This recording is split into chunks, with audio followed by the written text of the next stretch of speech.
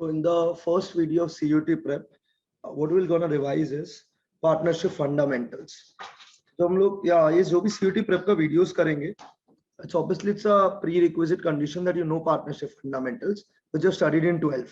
तो अभी तो अपना डोमेन एरिया में है अकाउंटेंसी, तो उसमें चैप्टर का जो partnership fundamental, what I am gonna do is I am gonna tell you what are the points कि इस टॉपिक में अपने को क्या पॉइंट्स दिमाग में रखने का है when you are solving MCQs and what are the tricks that are applicable while we are solving the MCQs. उसके बाद मैं अपने ग्रुप पे I'll be sharing the MCQ PDF which I'll suggest you to solve it and then we can discuss that MCQs of the numbers of the sums that you have doubts. So this is a 1 hour lecture and I'm gonna cover maximum points of partnership fundamentals which you might be needing it to do your MCQs basically. अब याद रखने का अपने को बड़ा sums नहीं करने का. So you using the bigger sums of class 12 to decide whether you want to know fundamentals or not, it's a wrong strategy. आपका strategy होना चाहिए कि आपने points पढ़ा, आपको याद आ गया एक बार points के, sit with the MCQs. The more you're exposed to MCQs, the more better it is. अभी since ऐसा तो time नहीं था अपने पास कि 2 महीना था, 2.5 महीना था कि I could run a proper course on CUT. तो ये course नहीं है.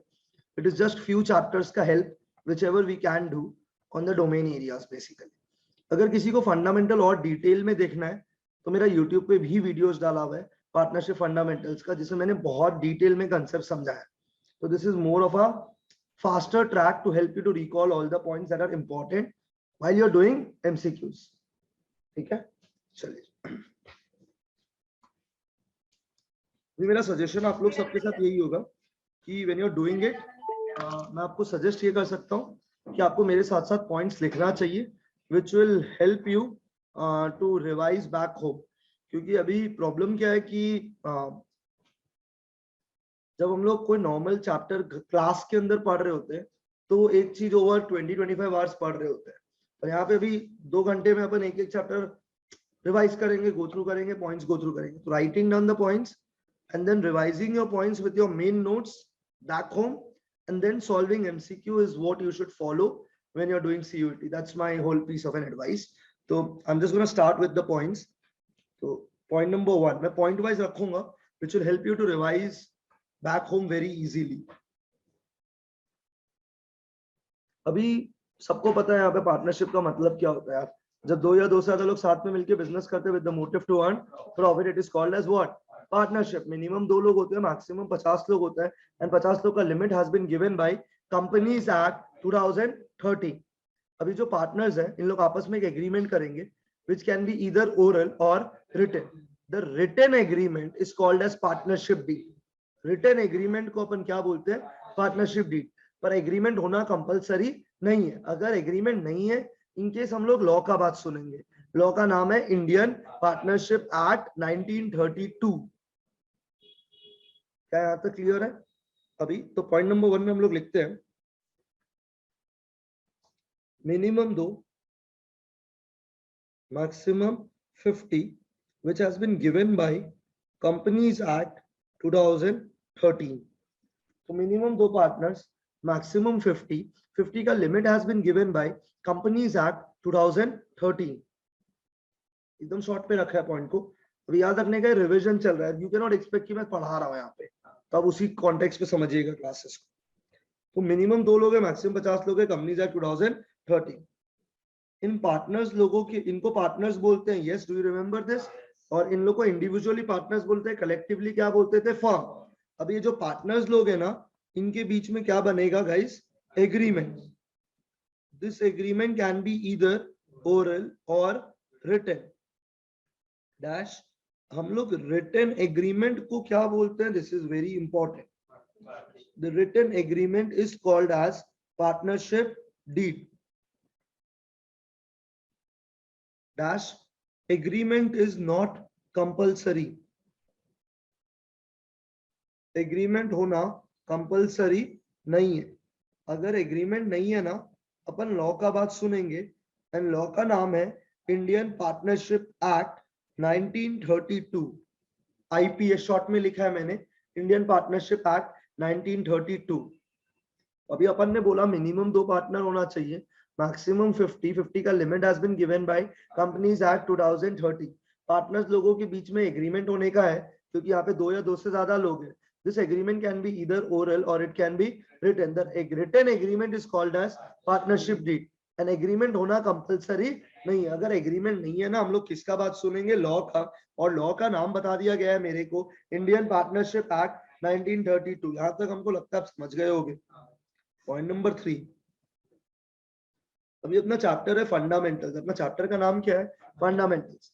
अभी ये चैप्टर अपने को क्या सिखाता है कि यार आप अपना बिजनेस कर रहे हो, पार्टनरशिप बिजनेस, आपने प्रॉफिट कमाया, अभी इस प्रॉफिट के साथ क्या करने का. अभी देखो क्या होता है ना, जब एक सोल प्रोप्राइटरशिप है, वो पूरा प्रॉफिट उसी आदमी को बिलोंग करता है, तो वो प्रॉफिट हम लोग कैपिटल से जाके प्लस कर देते हैं. पर अभी यहाँ पे प्रॉब्लम क्या है, यहाँ पे एक पार्टनर नहीं है, यहाँ पे एक ओनर नहीं है, यहाँ पे मोर देन ओनर्स है. सबका बिजनेस में कैपिटल अलग अलग लगाया होगा, सबने ड्राइंग अलग अलग किया होगा. कोई स्लीपिंग पार्टनर होगा, कोई वर्किंग पार्टनर होगा, कोई पार्टनर सेल्स हैंडल करता होगा, तो बोलता हो कि मैंने इतना का सामान बेचा, कुछ तो उसके बदले मेरे को देने का. हाँ या ना. और मोस्ट इंपॉर्टेंट थिंग, अगर आप सारा का सारा प्रॉफिट घर ले जाओगे तो फ्यूचर में जब दिक्कत अराइज होगा तब क्या करोगे. तो ये चैप्टर पता है बेसिकली क्या है कि तुम ट्रेडिंग अकाउंट बनाना 11 में सीख चुके हो, जिससे तुम पता है क्या निकालते हो, ग्रॉस प्रॉफिट हो गया वो. कभी 11 में तुम ट्रेडिंग के बाद एक चीज और बनाते थे, पीएनएल, और उससे पता है अपने को क्या मिलता था, नेट प्रॉफिट. हो गया 11 में. ट्रेडिंग से ग्रॉस प्रॉफिट मिल गया, पीएनएल से नेट प्रॉफिट हो गया, 11 हो गया. अब ये नेट प्रॉफिट को 11 में हम लोग क्या करते थे, कैपिटल से प्लस, क्योंकि ये सिंगल आदमी को बिलोंग करता था. अभी ये प्रॉफिट एक सिंगल आदमी को बिलोंग नहीं करता. ये प्रॉफिट अभी 3-4 लोगों को बिलोंग करता है, मतलब जितने भी पार्टनर्स हैं उनको बिलोंग करता है. एटलीस्ट 2 लोग तो होगा. अभी वो प्रॉफिट डायरेक्टली उन लोग घर लेके जाएगा या उस प्रॉफिट को बांटा जाएगा उस दोनों के बीच में. उस प्रॉफिट में से कुछ आईओसी दे रहा है, कुछ सैलरी दे रहा है, ऐसा चीज पार्टनर को दे रहा है. भी क्या बोला समझ में आया? हम यहाँ तक क्या बोला? तो इन शॉर्ट अगर मैं सिंपल भाषा में बात करूं तो 11 में पता है हम लोगों ने क्या बनाया था, ट्रेडिंग अकाउंट, जिससे पता है हम लोग क्या कैलकुलेट करते थे, ग्रॉस प्रॉफिट. अब तुम जिस लेवल पे हो, तुमने 12 पढ़ लिया, तो मैं बहुत कुछ ऐसा भी बोलूंगा जो दूसरे चैप्टर से लिंक हो, and you to absorb it. तो आप सीयूटी क्यों दे रहे मेरे को नहीं पता भाई, आपको लेवल को लिंक करना आना चाहिए. अभी ग्रॉस प्रॉफिट निकालने का फॉर्मूला ना अपने को रेशियो में भी चाहिए होगा, रेशियोज के अंदर. तो यहाँ पे लिख देते हैं, ग्रॉस प्रॉफिट निकालने का फॉर्मूला है sales minus COGS, which will help me to calculate gross profit. जो इस चैप्टर में अपने को निकालना ही नहीं, क्योंकि अपना सिलेबस क्या बोलता है 12 का कि तुमने 11 में निकाल दिया, चल हट, भी नहीं निकालने का इस चैप्टर में. और सीओजीएस का फॉर्मूला पता है क्या है, ओपनिंग स्टॉक. मैं परचेजेस नहीं लिखूंगा, मैं लिखूंगा नेट परचेजेस. नेट परचेजेस का मतलब होता है परचेजेस माइनस परचेज रिटर्न. मैं प्लस कर दूंगा अभी डायरेक्ट एक्सपेंसेस, और पता है मैं क्या माइनस कर दूंगा, क्लोजिंग्स. तो sales minus COGS is equal to gross profit. Formula हो गया opening stock plus net purchases plus direct expenses minus closing stock. बनता है यहां तक. अब इस ग्रॉस प्रॉफिट में से पता है मैं क्या प्लस करूंगा, other income. That other income is called as indirect income which is other than sales. मेरे को रेंट मिल रहा है, इंटरेस्ट मिल रहा है, मेरा अदर इनकम हो गया. और मैं माइनस करूंगा इनडायरेक्ट एक्सपेंसेस, वो खर्चा जो गुड्स बनने के बाद लगता है, जो पीएनएल में आता था. इससे अपने को पता है क्या मिल गया, क्या यहाँ तक क्लियर है क्या? अगर सिंगल ओनर होता तो ये नेट प्रॉफिट कैपिटल से क्या कर लिया गया था, प्लस. एग्री? तो हम लोग ये जो पार्ट है ये हम लोग का क्या हो गया, PNL, which helps us to calculate what, net profit. अभी रेशियो में ये चार्ट और इलैबोरेटेड बनता है अपना. सेल्स माइनस सीओजीएस जीपी बनता है. मैं प्लस करता हूँ ऑपरेटिंग इनकम, माइनस करता हूँ operating expenses, operating profit, minus करता हूँ नॉन ऑपरेटिंग इनकम, प्लस करता हूँ non operating income minus non operating expenses. बाद में अभी मैं कंफ्यूज हूँ कि ऑपरेटिंग इनकम, ऑपरेटिंग एक्सपेंस और नॉन ऑपरेटिंग एक्सपेंस क्या होता है. भाई तुम कैश फ्लो पढ़ चुके हो. कैश फ्लो में मैंने पढ़ाया था कि interest is a non-operating because it is investing or financing. Dividend is investing or financing. But rent paid is operating, but rent received is investing, so it is non-operating. अभी तुम depreciation non cash है लेकिन वो operating है. Interest, dividend, gain on sale of asset, loss on sale of asset, ये सारा non operating है because ये investing और financing है cash flow के अंदर. तो देखो समझ में आना चाहिए non operating expense क्या होता है. देखो ऑब्वियसली जब हमें पढ़ा रहा है, एक assumption में पढ़ा रहा है कि you know your things now. You studied 11, 12 and then you're writing CUET. यहाँ तक क्लियर है आपको? तो salesman COGS will give us GP, GP में अपन प्लस कर देंगे अदर इनकम, माइनस कर देंगे indirect expenses, we arrive at net profit. Class 11 के अंदर ना इस नेट प्रॉफिट को पता है हम लोग क्या करते थे? अभी ये चैप्टर बोलता है कंट्रोल। अगर जिंदगी में नेट प्रॉफिट है ना, अब क्यों एक और अकाउंट बनाने का, उस अकाउंट का नाम है PNL appropriation.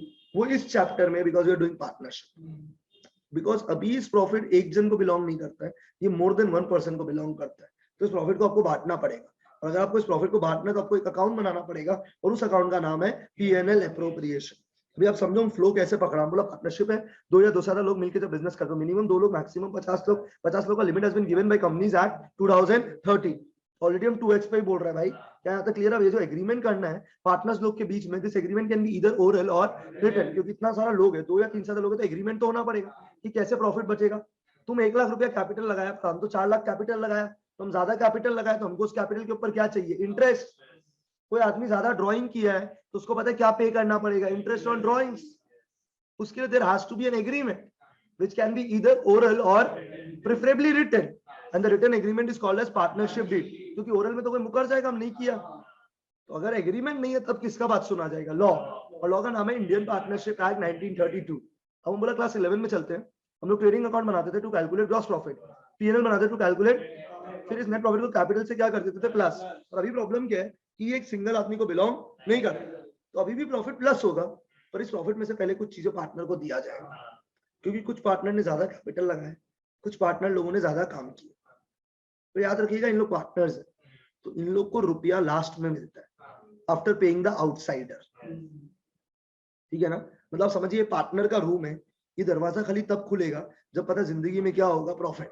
When you paid all the outsiders, उसके बाद भी आपके पास अगर प्रॉफिट है तो प्रॉफिट का बक्सा अभी रूम में आएगा। अभी तुम लिखना नहीं है, अभी तुम्हें बात से सुनना। ये प्रॉफिट का बक्सा है। पता है क्या प्रॉफिट है? Net profit. ये बक्सा है। अब इस बक्सा के अराउंड 3 लोग बैठ गया, चलो 3 लोग बैठ गया, ए, बी और सी। अभी एबीसी बोला नेट प्रॉफिट अपना अपना है। अगर खाली ए होता तो पूरा नेट प्रॉफिट इसी का ही है भाई। क्या इंटरेस्ट ऑन कैपिटल, क्या सैलरी, तुम पूरा प्रॉफिट ले जा। हाँ या ना? लेकिन अभी प्रॉब्लम क्या है? 3 लोग बैठा हुआ, चलो तीनों को एक ही साथ बैठा देते हैं, ए, बी, सी। अभी ए क्या बोलता है कि भाई बी और सी, तुम लोग तो 1 लाख रुपया लगाया और हम धंधा में लगाया 5 लाख। ए का कैपिटल कितना रुपया? 5 लाख। बी का कैपिटल 1 लाख, सी का कैपिटल 1 लाख। ये बोलेगा भाई मैंने बिजनेस में ज्यादा रुपया लगाया है ना, तो अपने को इस कैपिटल के ऊपर थोड़ा ज्यादा रुपया चाहिए। तो इसमें प्रॉफिट में ज्यादा हिस्सा देने का बात नहीं हुआ, उसके लिए कैपिटल का आप ज्यादा कैपिटल लगाए हो, तो मैंने डिसाइड किया इस नेट प्रॉफिट में से ना हर पार्टनर को पता है क्या दे देंगे? आईओसी। ये आईओसी पता है पार्टनर्स लोग को कब मिलेगा? जब क्या कमाएगा? प्रॉफिट। अगर प्रॉफिट ही नहीं हुआ तो आईओसी नहीं देगा, क्योंकि पार्टनर्स लोग का लाइबिलिटी अनलिमिटेड होता है। तो अगर तुम नेट लॉस से आईओसी देते गया तो तुम्हारा लॉस और बढ़ते जाएगा, और लास्ट में अगर वो फर्म लॉस नहीं मीट कर पाए तो तुम्हारा घर से वो लॉस देना पड़ेगा। तो तुम आज जो आईओसी घर लेके जा रहे हो तुमको फ्यूचर में लाके देना पड़ सकता है। तो इससे अच्छा जब लॉस हो ऐसा मत दो, जब प्रॉफिट है तब तुम पार्टनर लोग को दो। तो मैंने सबसे पहले क्या दिया, उसके बाद कुछ पार्टनर लोग काम करता है लाइक बी और सी, तो उन लोग को मैं क्या दूंगा? सैलरी। सी सेल्स डिपार्टमेंट हैंडल करता है, तो पता मैं उन लोग को क्या दूंगा? कमीशन। तुम समझो ये सब दे रहे हैं, आईओसी दे रहे, सैलरी दे रहे, कमीशन दे रहे, और इनसे कुछ लेना भी तो है, इंटरेस्ट ऑन। तो आईओसी दे दिया, सैलरी दे दिया, कमीशन दे दिया। तो वापस बोलता है इतना डिटेल में पढ़ना है तो मेरा डिटेल वीडियो देखो। अभी ये डिटेल वीडियो नहीं चल रहे, खाली आइडिया दे रहे कि क्या होता था चैप्टर के अंदर। तो ये आईओसी सैलरी कमीशन पता कब देगा?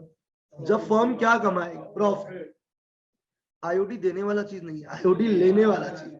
पर आने वाला लक्ष्मी को कोई मना थोड़ी करता है, चाहे प्रॉफिट हो चाहे लॉस हो, जो रुपया आ रहा आने दो, हम तो देने का टाइम में बोल रहे हैं। तो आईओसी सैलरी कमीशन हम लोग खाली कब देगा? जब क्या कमाएगा? प्रॉफिट। ये देने के बाद और ये जोड़ने के बाद जो प्रॉफिट आता है ना, उस प्रॉफिट को क्या बोलते हैं? Divisible profit. अब ये प्रॉफिट एबीसी घर लेके जा सकता है, पर ये पता है क्या बोला? अगर हम लोग आज घर ले जाएगा, फ्यूचर में अगर बिजनेस को ग्रो करना हुआ और उस टाइम रुपया चाहिए, तब तो है नहीं रुपया, तो सब प्रॉफिट घर लेके मत जाओ, इसका एक पार्ट बिजनेस में छोड़ दो। अब तुम बिजनेस में रुपया तो तब छोड़ेगा जब तुम प्रॉफिट कमाएगा ना, तो छोड़ने का बात कहाँ आ रहा है, ऑलरेडी लॉस में है। रिजर्व के बाद भी अगर प्रॉफिट है उसको आप दे दो, मतलब आप उसके कैपिटल में प्लस कर दो। किसका किसका कैपिटल में, ए का, बी का, सी का, in the PSR, profit sharing ratio.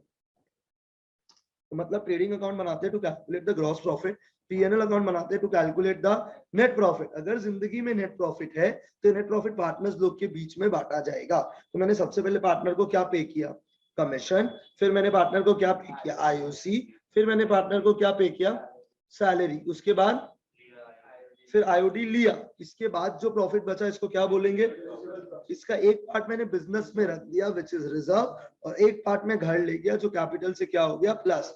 पर कमीशन, IOC, सैलरी या रिजर्व ये तो खाली तब बनेगा जब जिंदगी में क्या है, प्रॉफिट। तो मैं इसको हाईलाइट कर देता हूं, commission, IOC, salary and reserve are basically what items which will be paid only in the event of profit. That is their what item, appropriation. पर कोई चीज जो मैं पार्टनर को पे करता हूँ irrespective of profit and loss में, उसको पता है क्या बोलेंगे, चार्ज। पर IOC, सैलरी, कमीशन तो कब देंगे, जब क्या होगा, प्रॉफिट। तो पता है क्या आइटम हो गया, एप्रोप्रिएशन। पर दो चीज ऐसा है जो मैं पार्टनर को पे करूंगा, ठीक है, irrespective of profit and loss, वो दो चीज है, rent and IOL, interest on loan. अभी रेंट एंड IOL देते समय ना आप पार्टनर को पार्टनर मत मानो, आप पता है क्या मान रहे हैं, आउटसाइडर। है तो पार्टनर पर आपको क्या मानना है, आउटसाइडर, बिकॉज ये आपको पे करना पड़ेगा चाहे प्रॉफिट हो चाहे लॉस हो। मतलब ये रेंट और IOL पता है क्या आइटम हो गया। तो ये दोनों आइटम पता है किस अकाउंट में जाएगा, PN। तो सारा चार्ज आइटम किधर जाता है, PN, और सारा एप्रोप्रिएशन आइटम किधर जाता है।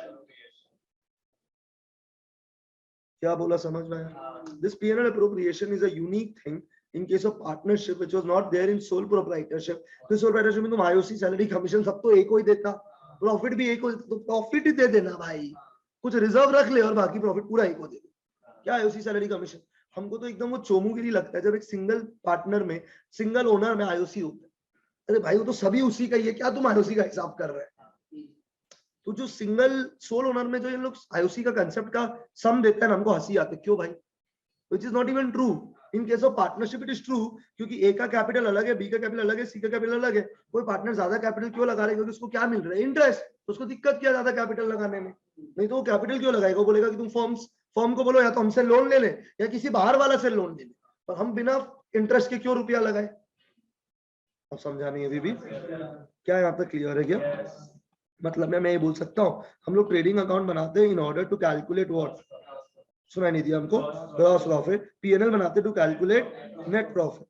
इस नेट प्रॉफिट में से पता है क्या माइनस होगा, rent which is payable to partner, minus होगा IOL which is payable to partner, और प्लस होगा IOL रिसीवेबल फ्रॉम पार्टनर।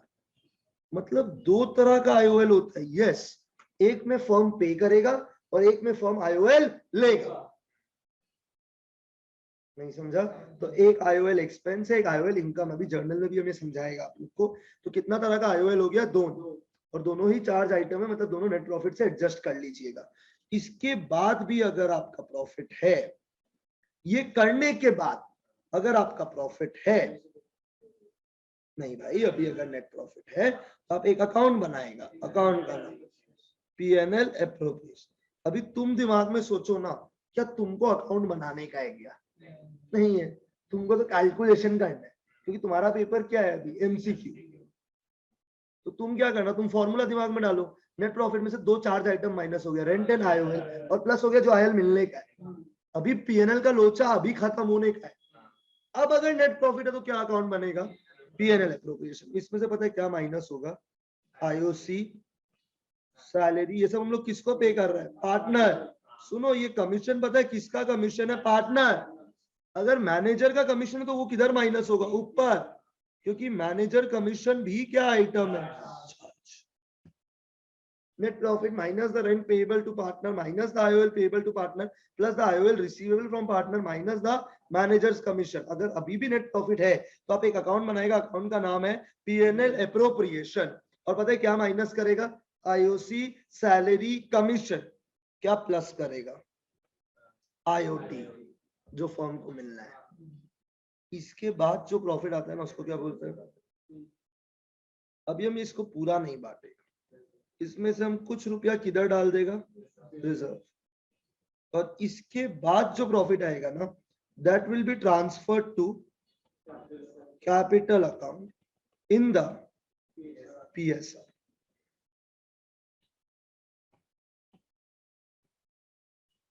अभी तुमको मैं अभी वापस से समझा देता, अगर आप इस लेक्चर को ये मान रहा है कि this is COT direct exam oriented, नहीं भाई, दिस इज टू रिवाइज की व्हाट वी हैव स्टडीड, क्योंकि ये पढ़ने में 20 आवर्स तो आराम से लगता है अपने को पूरा फंडामेंटल करने के लिए।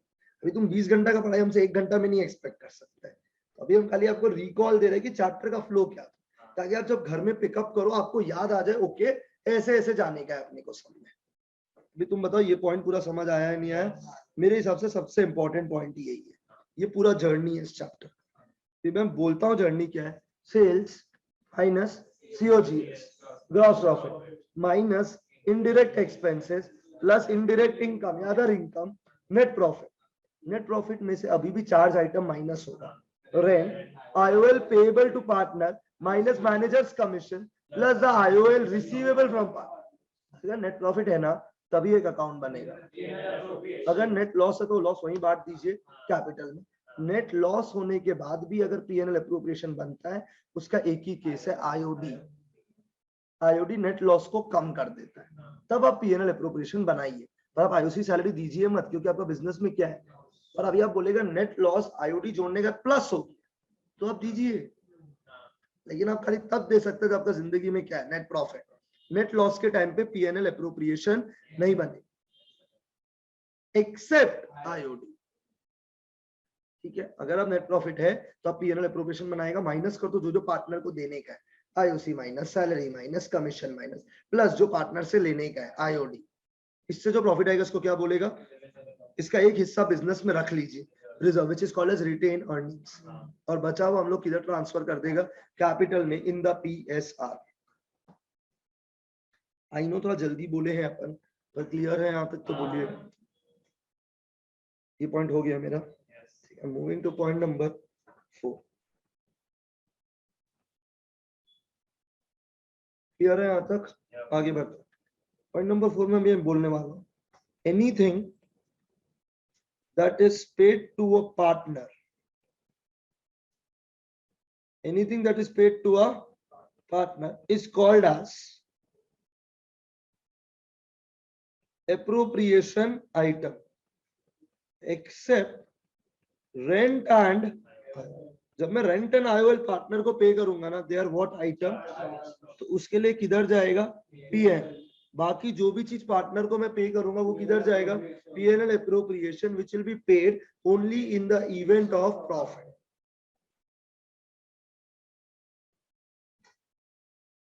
अभी यहां तक क्लियर है क्या? अभी जो पार्टनर का रुपया है, जो पार्टनर का रुपया है ना बिजनेस में, वो 2 तरीका से हो सकता है। जैसे मेरा जो रुपया बैंक के अंदर है ना वो 2 तरीका से होता है, सेविंग अकाउंट, करंट अकाउंट। वैसे पार्टनर का जो रुपया बिजनेस के अंदर लगा हुआ है ना उसको रखने का पता है कितना तरीका है? 2। Fixed method, fluctuate. मेरे हिसाब से एक ना एक क्वेश्चन इसके ऊपर CUET में आना ही आना, फिक्स्ड कैपिटल, फ्लक्चुएटिंग कैपिटल। तो पार्टनर का जो भी रुपया है ना बिजनेस में वो 2 अकाउंट में मेथड है, एक फिक्स्ड मेथड है और एक फ्लक्चुएट। फिक्स्ड में ना एक पार्टनर 2 अकाउंट खोलता है, कैपिटल, करंट। फ्लक्चुएटिंग में ना पार्टनर एक ही अकाउंट खोलता है, कैपिटल। अभी क्या बोला समझ में आया? अगर कैपिटल और करंट है ना तो all adjustments will be from current. मतलब IOC किससे प्लस होगा? Salary, commission, current minus drawings minus IOD plus profit minus अगर लॉस है तो यू अंडरस्टैंड दिस। और कैपिटल से दो ही चीज होगा, एडिशन ऑफ कैपिटल, अगर कोई और कैपिटल लेके आया है, या परमानेंट विड्रॉल। याद रखिएगा, जो पैसा हम लोग प्रॉफिट में से निकालते हैं ना, उसे बोलते हैं ड्रॉइंग्स, और जो प्रॉफिट हम अगेंस्ट कैपिटल निकालते हैं ना, उसे क्या बोलते हैं, परमानेंट विड्रॉल। जो रुपया हम एक्स्ट्रा बिजनेस में डाले उसे क्या बोलेंगे, एडिशनल कैपिटल, और जो रुपया मैंने कैपिटल से विड्रॉ किया है उसे बोलेंगे परमानेंट विड्रॉल, और जो रुपया मैंने ड्रॉइंग से विड्रॉ, प्रॉफिट में से विड्रॉ किया उसे बोलेंगे ड्रॉइंग्स। ड्रॉइंग्स किससे एडजस्ट होगा, करेंट, पर बाकी दो चीजें कैपिटल से होगा, addition of capital, permanent withdrawal. एक कैपिटल अगर खाली है ना, कैपिटल करेंट दोनों है ना, capital will always be positive हमेशा, and since capital is a liability और वो पॉजिटिव है, इसका balance will be credit balance, क्योंकि ये फर्म के लिए क्या है, लाइबिलिटी। पर करंट कैन बी पॉजिटिव और व्हाट गाइस, नेगेटिव। तो इसका balance can be either credit और डेबिट। अभी फ्लक्चुएटिंग में एक ही अकाउंट है, कैपिटल, तो एडिशन ऑफ कैपिटल भी यहीं से होने का है, परमानेंट विड्रॉल भी यहीं से होने का है, आईओसी प्लस क्योंकि मिलना है इसको, सैलरी प्लस क्योंकि मिलना है, कमीशन प्लस ड्रॉइंग्स जो पैसा निकाला है, माइनस आईओडी जो इसको देना है, प्लस प्रॉफिट जो इसको मिलना है, माइनस लॉस इसको बिजनेस को देना है। यहाँ तक क्लियर है? तो this capital can be positive और नेगेटिव। अभी समझ आया या नहीं आया? मतलब पॉजिटिव मतलब व्हाट बैलेंस, क्रेडिट और डेबिट बैलेंस। ये होगा थ्योरी पॉइंट, पर इससे क्वेश्चन एकदम एग्जाम में गिर सकता है सीयूईटी के लिए।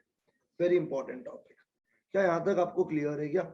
अभी वो पार्टनर फिक्स्ड कैपिटल रख रहे हैं, फ्लक्चुएटिंग कैपिटल रख रहे हैं, वो आपको सब में बताएगा।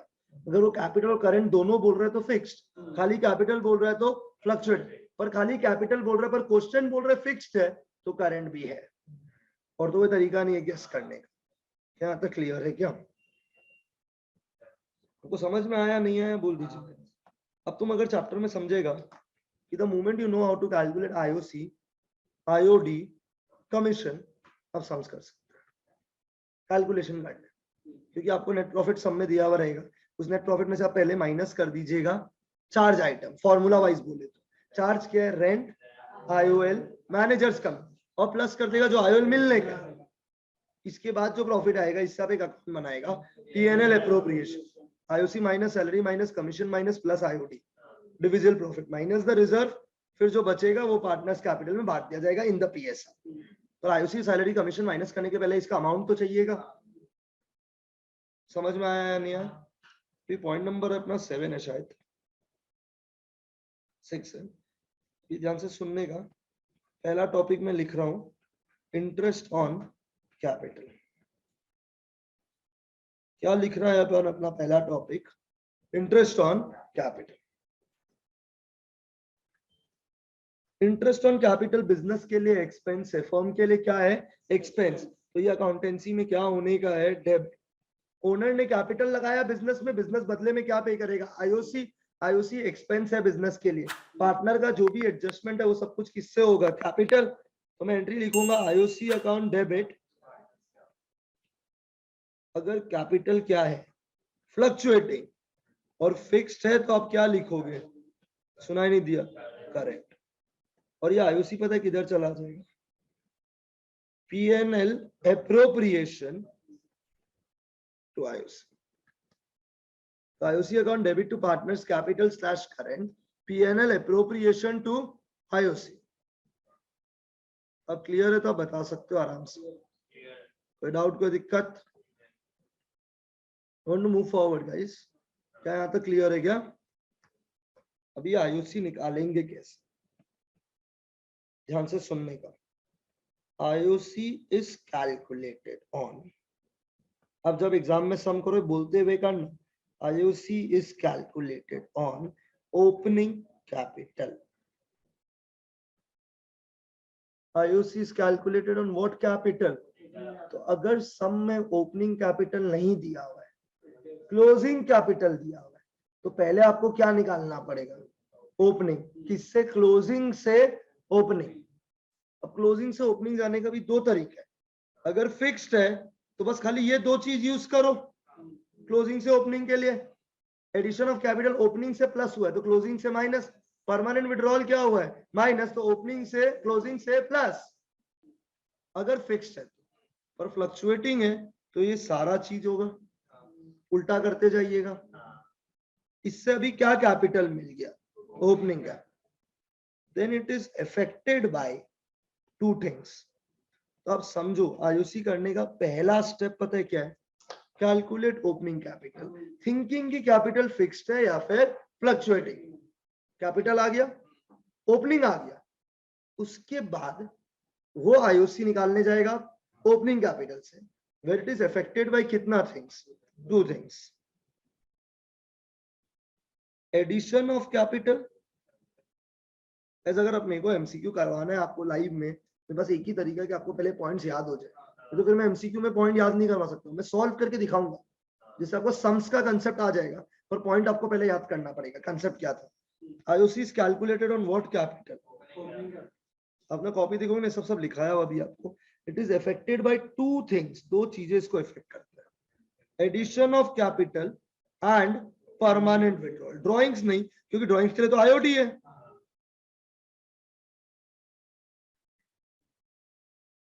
ठीक है क्या? IOC करंट अकाउंट बैलेंस पे कैलकुलेट नहीं होता है। IOC किसके ऊपर कैलकुलेट होता है? कैपिटल। ठीक है क्या?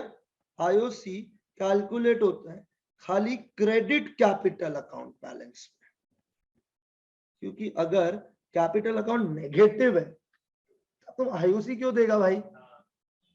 तब तो तुम्हारा लाइबिलिटी है ही नहीं। I hope it makes sense. IOC will be paid only when the firm earns what? Profit. मतलब अगर लॉस है आप IOC पे, तो आप देखो लॉस है सब में IOC पे मत करो। डेबिट कैपिटल बैलेंस IOC पे मत करो। करंट अकाउंट बैलेंस में IOC पे, क्रेडिट बैलेंस में। जब ये सब है फिर आप देखो क्या ओपनिंग कैपिटल दिया हुआ है। अगर दिया हुआ है आप आगे बढ़ो, फिर दो चीज ढूंढो, addition of capital, permanent withdrawal. अगर ओपनिंग नहीं दिया तो पहले क्या निकालो? ओपनिंग।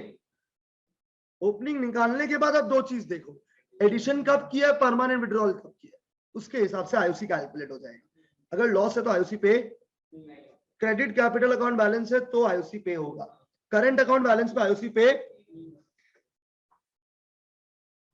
IOC एक बार और पे नहीं होगा जब रेट डिसाइडेड नहीं है। Rate has to be decided in order to pay the IOC. In the agreement, वो एग्रीमेंट में रेट डिसाइड होना पड़ेगा, क्योंकि लॉ बोलता है अगर रेट डिसाइडेड नहीं है तो IOC देने का जरूरत नहीं है। अभी आपको यहां तक क्लियर है या नहीं है? लास्ट केस सुनिएगा।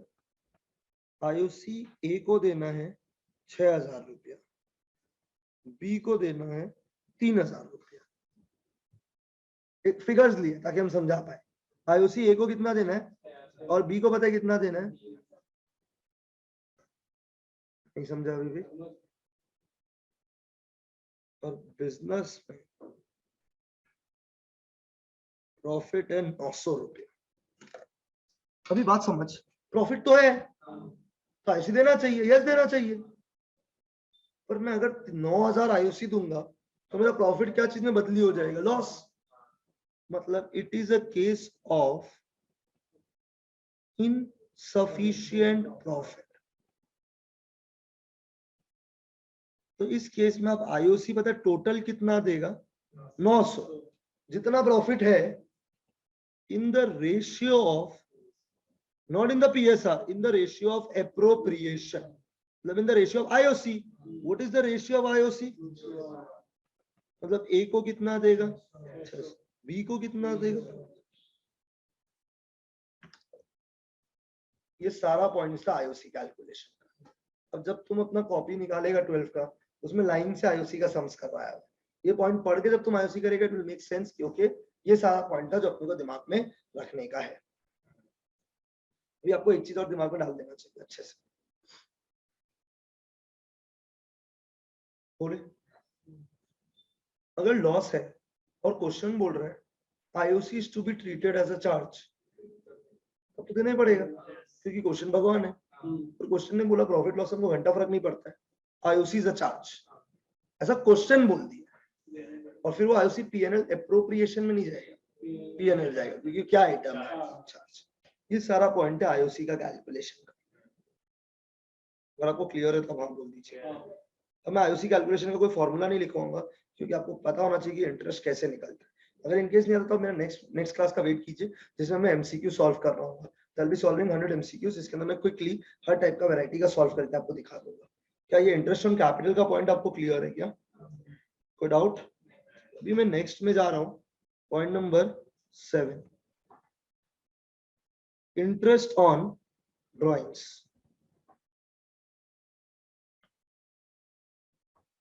बहुत लोगों को हम इसका एंट्री में स्ट्रगल करते हुए देखा, तब एक बार इसका एंट्री समझ लीजिए।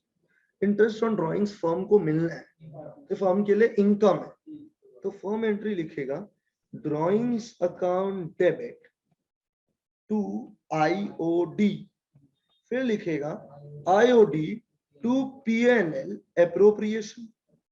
अभी तुमको क्या समझना है, ये ड्रॉइंग्स अल्टीमेटली पता है किधर जाएगा, कैपिटल। ड्रॉइंग्स किधर जाएगा, कैपिटल। तो इस ड्रॉइंग की जगह बहुत बार एमसीक्यू में सीधा क्या दे देता है, पार्टनर्स कैपिटल या पार्टनर्स करंट। बात एक ही है, क्योंकि ड्रॉइंग्स किधर ट्रांसफर होता है, कैपिटल में। अब नहीं समझा अभी भी, तो you need to be flexible, क्योंकि वो कंसेप्ट टेस्ट करेगा। अगर आईओडी का एंट्री दे रहा है वो पार्टनर्स कैपिटल टू आईओडी दे रहा है, राइट है, ड्रॉइंग्स टू आईओडी दे रहा है, दोनों राइट। अब दोनों तो नहीं देगा एग्जाम में, ये बकवास मत करिएगा। यहाँ तक क्लियर है? मैं ड्राइंग की जगह कैपिटल क्यों लिख सकता हूँ, क्योंकि ड्राइंग अल्टीमेटली जाता किधर है, capital. Is this okay? Interest on drawing निकालने का दुनिया में 3 तरीका है, ठीक है क्या? पहला मेथड का नाम है simple method, is this okay? दूसरा मेथड का नाम है प्रोडक्ट मेथड, तीसरा मेथड का नाम है शॉर्टकट।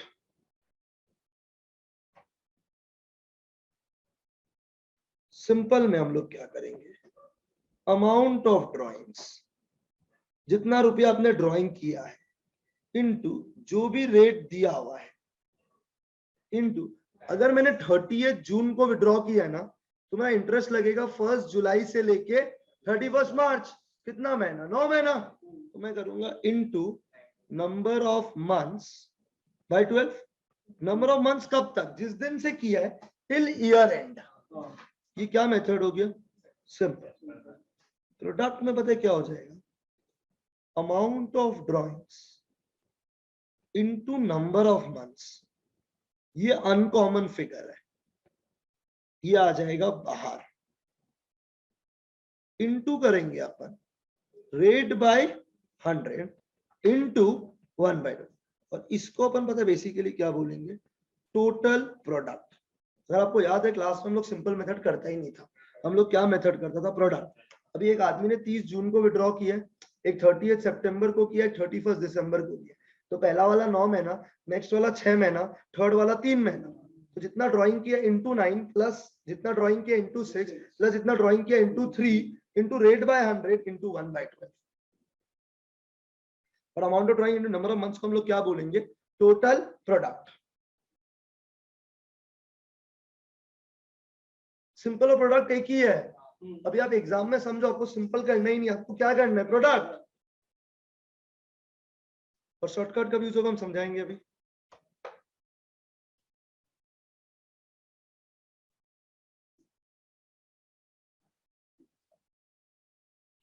रिपीट करते हैं the process. This is simple method, this is product method. I have given you all the points जो हम लोग को फॉलो करना है। जब हम लोग सम करेंगे एमसीक्यू में, उसके पहले मैं आपको अपने जो मेरा डिटेल वीडियोस थे ना क्लासेस को मैं ग्रुप में डाल दूंगा।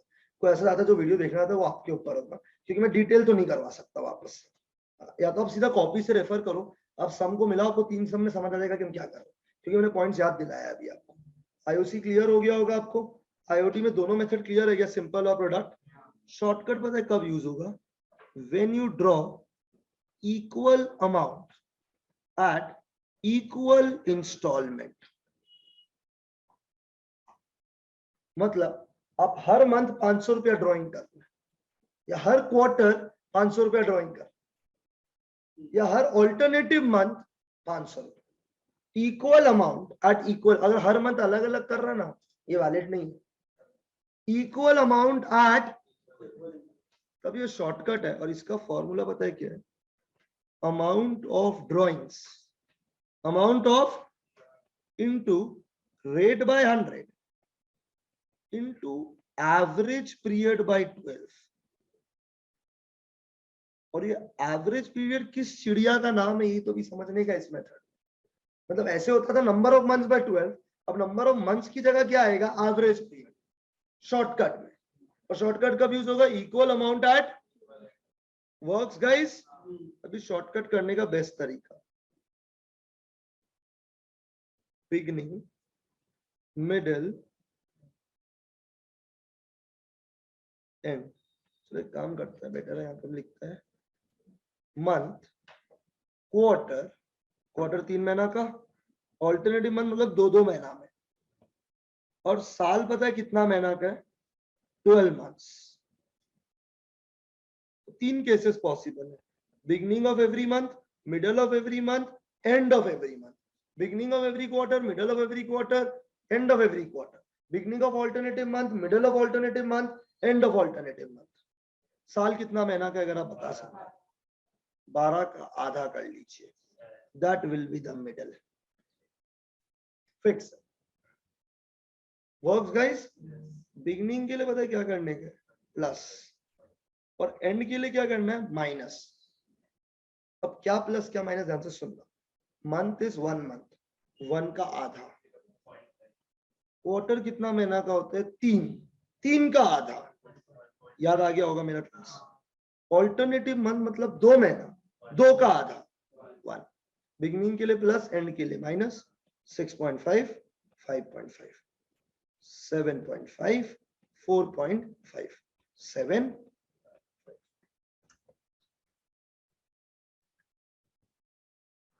बिगिनिंग के लिए प्लस, मिडल ठीक है, एंड के लिए माइनस, मंथ के लिए 0.5, क्वार्टर के लिए 1.5, एंड के लिए ऑल्टरनेटिव मंथ के लिए 1। अभी ऐसी तुमको हम कुछ बोलते हैं, तुम दिमाग चला। अगर ये साल 12 महीना का नहीं है, 9 मंथ्स तक ड्राइंग किया, तुम मिडल पहले फिक्स कर लो, 4.5, 4.5, 4.5। फिर से बिगिनिंग के लिए प्लस, एंड के लिए माइनस, सेम चीज, 5, 4, 6, 3, 5.5, 3.5। समझ आया क्या, ये हो गया 9 मंथ्स।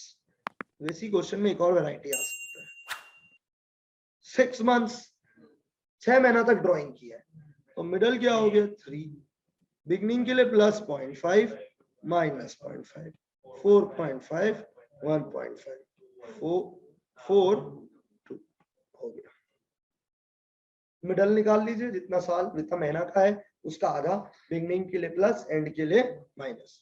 ये कंसेप्ट क्या चीज के लिए था गाइस, आईओडी। आईओडी इतना ही है। अभी किसी को आईओडी का और अच्छा से देखना है तो मैं ग्रुप पे एक वीडियो भेजूंगा, उसका नाम ही होगा आईओडी, जिसमें मैंने आईओडी का सम्स करवाया सारा, जो बुक अपन डीके को यूज किया था 12 में, उसका सारा सम्स करवाया हुआ, तब वो भी देख सकते हो अगर आपको देखना है तो। पहले बोलिए यहाँ तक क्लियर है या नहीं है, कुछ डाउट है या कोई कंफ्यूजन है, पक्का। अभी salary payable to partner,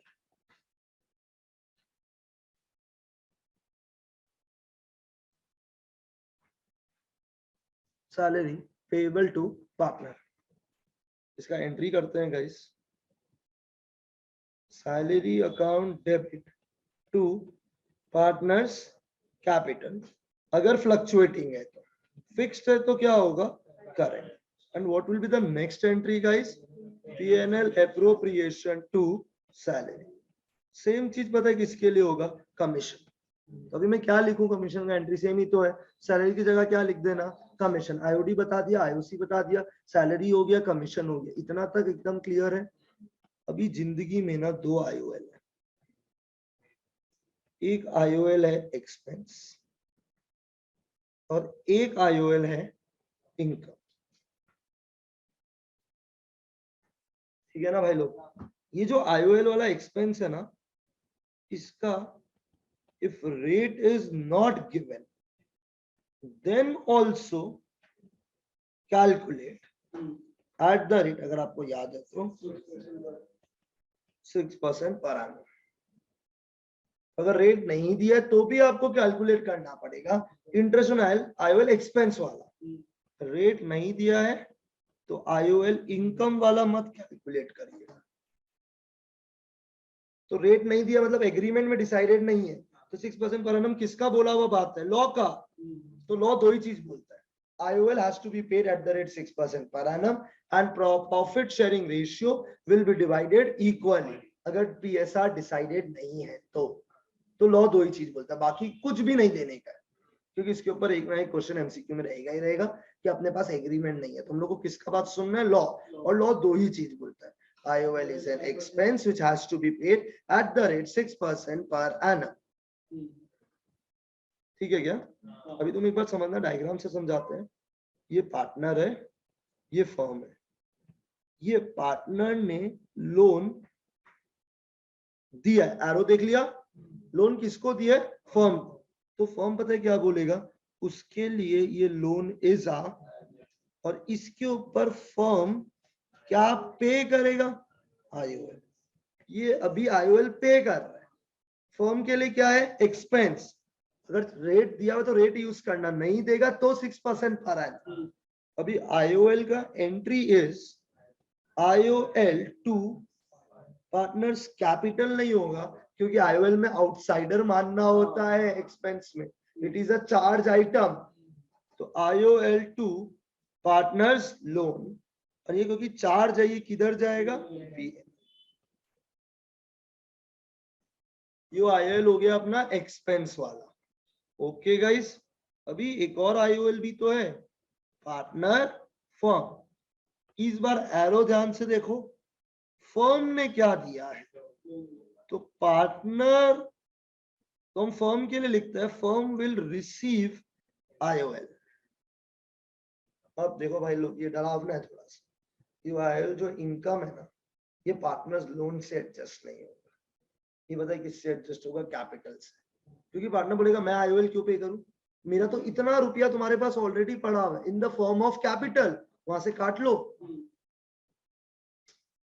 partner सही तो बोल रहा है, बोल रहे मेरा तो रुपया, तिजोरी भर के रुपया तुम्हारे पास पड़ा हुआ है, with the name of what, capital. Why should I पे आईओएल, उससे काट। पर जब देने का टाइम है तो कैपिटल तो फर्म को ही देना है, आईओएल भी फर्म को देना है, तो वो उसके लिए कैपिटल से एडजस्ट नहीं है। तो इसका एंट्री पता है क्या बन गया, partners capital to what, IOL. Again IOL to PNL.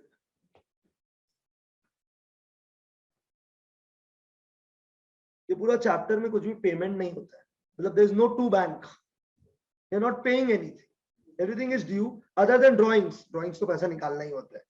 तो addition of capital, permanent withdrawal, drawings, खाली ये बैंक से होगा, बाकी कोई भी चीज बैंक से नहीं होता है। हो गया क्या? बस अब एक लास्ट चीज बचा, रेंट। क्या बचा है, रेंट। बात कर ले रेंट का भी। रेंट पेएबल टू पार्टनर, देना तो पार्टनर को है पर मानना आउटसाइडर ही है मेरा भाई। अभी एंट्री लिखेंगे अपन, rent account debit to outstanding rent, क्योंकि मैंने अभी तक पे नहीं किया, इस चैप्टर में कोई भी खर्चा पे तो हो नहीं रहा है, तो मैंने लाइबिलिटी बना लिया। Rent account debit to outstanding rent. What is my next entry, PNL to rent. तो आईओसी का एंट्री हो गया, सैलरी का एंट्री हो गया, कमीशन का एंट्री हो गया, आईओडी का हो गया, आईओएल दोनों हो गया है, रेंट का एंट्री हो गया है। हाँ या ना? पर ये सब कुछ शुरू करने से पहले आपको जिंदगी में पता है क्या चाहिए, और इस नेट प्रॉफिट को आपको किधर भेजना पड़ेगा। तो this net profit is transferred to P&L appropriation, do you agree or not? Net profit किस अकाउंट में है? P&L. तो नेट प्रॉफिट को P&L से P&L अप्रोप्रिएशन डालना है। तरीका सुनो, प्रॉफिट का बैलेंस होता है क्रेडिट, तो इसको डालने का है भी, तो P&L को डेबिट करने का है और किधर डालने का है? तो मैं एंट्री लिखूंगा P&L account debit to P&L appropriation. तो actually this is the first entry, जिससे आपका पढ़ाई शुरू होगा। P&L account debit to P&L, क्योंकि अगर प्रॉफिट है तब तो तुम क्या देगा? IOC, सैलरी, कमीशन, IOD लेगा। I hope this is clear. फिर जो प्रॉफिट बचता है उस प्रॉफिट को हम लोग क्या बोलते हैं? हमको सुनाई नहीं दिया गाइस। अभी इससे हम लोग सबसे पहले पता है क्या करेंगे? Transfer to reserve. तो रिजर्व में ट्रांसफर करने का, प्रॉफिट को ट्रांसफर कर रहे हैं, प्रॉफिट को कम कर रहे हैं, तो एंट्री बन गया P&L अप्रोप्रिएशन टू रिजर्व। भी कोई बोलेगा हम जल्दी पढ़ाए धीरे पढ़ाए, I don't care about it, it's a revision. ठीक है, इट्स अ रिविजन। मेरा ड्यूटी था आपको पॉइंट याद दिलाने का, और बाकी मैंने अपने एंड से बोला आपको वीडियो चाहिए डिटेल, यूट्यूब पे डाला हुआ है, मैं आपको भी लिंक भी फॉरवर्ड कर दूंगा आपका, और मैक्सिमम लोगों का सोशल लिंक पहले से भी प्रोवाइडेड था, मैं आपको रीशेयर कर दूंगा। Transfer to reserve, and last में पता है कहां पे ट्रांसफर होता है? Partners capital. In which ratio guys? PSR। What entry? P&L appropriation to partners capital। इस चैप्टर में ये सारा पॉइंट्स है। एक चीज मैंने नहीं बोला, मैनेजर्स कमीशन, क्योंकि मेरे को उसका फॉर्मूला नहीं आता है। मैं तो आपको क्वेश्चन पढ़ के MCQ में सिखाऊंगा कि how to solve managers commission.